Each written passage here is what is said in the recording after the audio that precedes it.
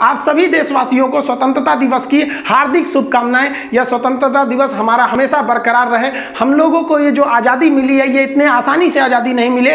वो आज़ादी के लिए न जाने कितने वीरों ने अपने बलिदान दिए हैं। इसको दक्षिण का याद करिए, टीपू सुल्तान, वो मराठाओं की शक्ति, वो राजपूतों का बलिदान, वो सिखों की तलवार, झांसी की रानी, वो 11 साल का लड़का खुदीराम बोस जिसकी दाढ़ी मूछ नहीं थी, फिर भी उसने अंग्रेजों के आगे डट कर मुकाबला किया और अंग्रेजों ने उस बच्चे को फांसी चढ़ा दिया। वो सुभाष चंद्र बोस याद कीजिए, वो भगत सिंह, चंद्रशेखर आजाद, अशफाकुल्लाह खान, राम प्रसाद बिस्मिल, न जाने कितने वीरों ने इस देश को सींचा है अपने रक्त से, तब हमें ये आज़ादी मिली है। लेकिन आज भी अशिक्षितता के अभाव में, अशिक्षितता के कारण हम इस आज़ादी को अच्छे से नहीं ले जा पा रहे हैं। जितना देश को आगे जाना चाहिए, अभी भी देश को आगे ले जाने की ज़रूरत है। अभी हमको लड़ना है अशिक्षितता से।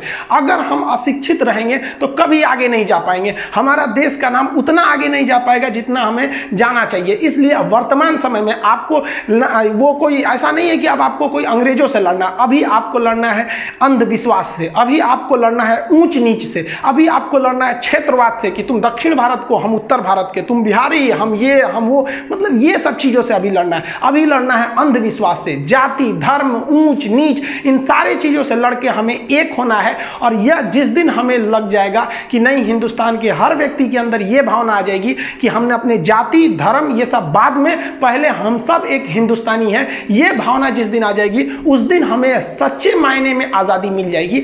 अभी हमें बहुत कुछ करना है इस देश को आगे ले जाने को। हमें अपने देश को अमेरिका, ब्रिटेन, जापान जैसे देशों के विकसित श्रेणी में लेके आगे जाना है। ये केवल हम तभी ले जा सकते हैं जब हम शिक्षित होंगे। नई शिक्षा प्रणाली भी इसी ओर में कदम बढ़ाने के लिए एक बहुत ही बढ़िया कारगर साबित हुआ है। हम लोगों ने, ऐसा नहीं है कि हम लोग आज़ादी के बाद हर मोड़ को देखा, ऐसा नहीं कि केवल विकास देखा या केवल मतलब विकासहीन देखा। हम लोगों ने बहुत सारे अच्छे काम भी किए। ग्लोबलाइजेशन, प्राइवेटाइजेशन, जो लिबरलाइजेशन था, उसने देश ने काफ़ी तरक्कियाँ भी की। हमने कई सारे युद्ध भी देखे।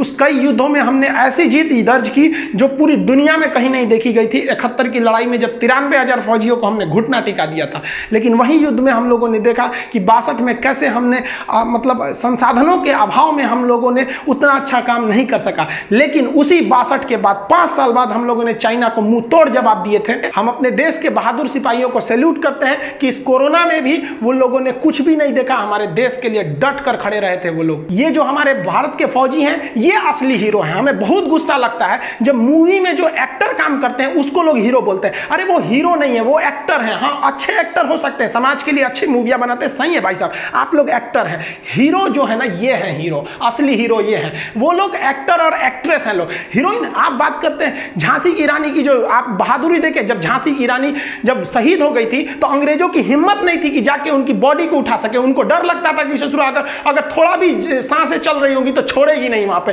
वो औरत की शक्ल में शेरनी थी, शेरनी वहां पर। ये हमारे देश के असली हीरो हैं। लेकिन आप जो मूवी में देखते हैं ना, उन्हें हीरो नहीं कहिए, वो एक्टर है। हमारे देश के लिए ये सच्चे हीरो हैं। सैनिक केवल वो नहीं होता है जिसके पास हथियार हो, मेंटली भी आपको तैयार रहना पड़ेगा ताकि देश के लिए जब जरूरत पड़े तो आप आगे आ सके। हमारे सैनिकों के कदम से कदम मिलाकर चल सके ताकि इस देश के निर्माण में हम सब का योगदान हो। और भारत माँ का जो परचम है पूरी दुनिया में ला रहा है, और दुनिया याद करे, मिसाल दे कि एक देश का, कि वह देश भारत जहां हजारों किस्म की भाषाएं बोली जाती है, 10 रंग के लोग रहते हैं, हर तरह की जलवायु पाई जाती है, ऊंच नीच, बड़ा, जाति, धर्म, हर चीज है। लेकिन जब देश की बात आती है तो हम सब एक रहते हैं। हमारे मकसद है कि हिंदुस्तान के कम से कम 10 करोड़ लोगों को हिंदुस्तान के बारे में बताएं, हिंदुस्तान के जो गौरव था, जो इतिहास थी हमारी, उससे रूबरू कराएं। और हमारा यही टारगेट है कि हम अपने यूट्यूब के माध्यम से या ऐप के माध्यम से 130 करोड़ जनता में से कम 10 करोड़ जनता को यह बता सके कि हम वही हिंदुस्तानी हैं जिसके आगे सिकंदर भी नतमस्तक होकर चला गया था।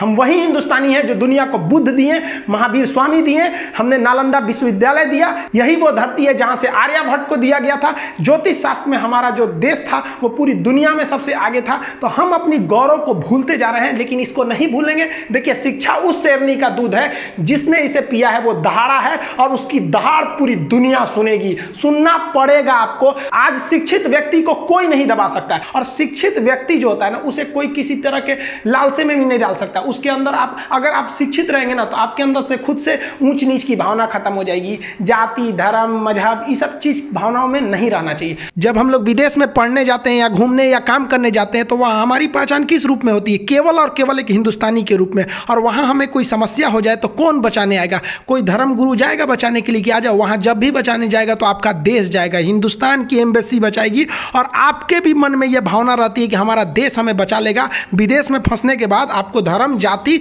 ऊंच नीच याद नहीं रहता है, तब केवल याद रहता है कि हिंदुस्तान है हमारा देश। आप सभी को स्वतंत्रता दिवस की ढेर सारी शुभकामनाएं। मिलेंगे अगले वीडियो में, तब तक के लिए जय हिंद, भारत माता की जय।